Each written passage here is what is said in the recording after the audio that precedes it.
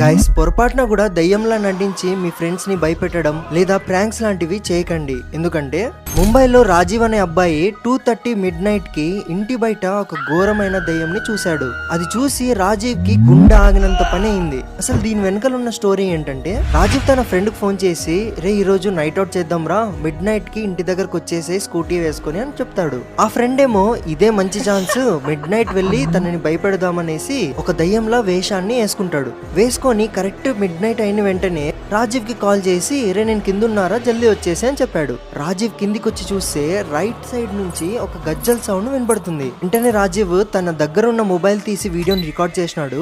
వీడియోని చూడండి, తన ఫ్రెండ్ ప్రాంక్ చేయడానికి వచ్చాడు, కానీ వీడియోలో మాత్రం నిజంగా దయ్యం ఎక్కినట్టుగా ఉంది.